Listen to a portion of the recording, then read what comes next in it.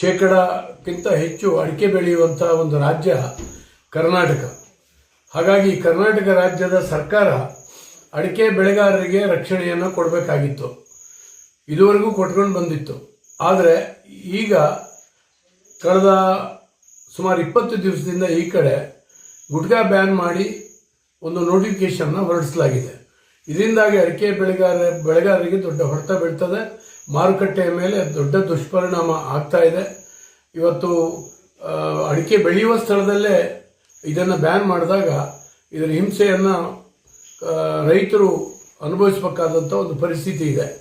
ನಾನು ವಿನಂತಿ ಮಾಡ್ಕೊಳ್ತೇನೆ, ನಾಳೆ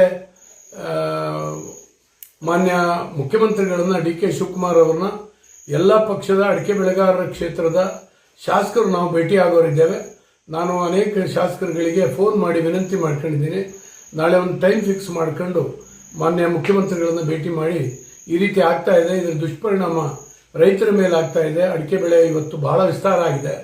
ಸುಮಾರು 12 ಜಿಲ್ಲೆಗಿಂತ ಹೆಚ್ಚು ಜಿಲ್ಲೆಗಳಲ್ಲಿ ಅಡಿಕೆಯನ್ನು ವ್ಯಾಪಕವಾಗಿ ಬೆಳೀತಾ ಇದ್ದಾರೆ. ತರಿಯನ್ನು ತೆಗೆದು ಅಡಿಕೆಯನ್ನು ಹಾಕಿದ್ದಾರೆ. ಮತ್ತೆ ಅಡಿಕೆಯನ್ನು ಕಡಿದು ಹಾಕಲಿಕ್ಕೆ ಸಾಧ್ಯ ಆಗುವುದಿಲ್ಲ. ಇಂಥ ಒಂದು ಪರಿಸ್ಥಿತಿಯಲ್ಲಿ ತಾವು ರೈತರ ಕಲ್ಯಾಣವನ್ನು ಬಯಸಬೇಕು ಅಂತ ಹೇಳಿ ನಾಳೆ ವಿನಂತಿ ಮಾಡ್ಕೊಳ್ತಾ ಇದ್ದೀವಿ.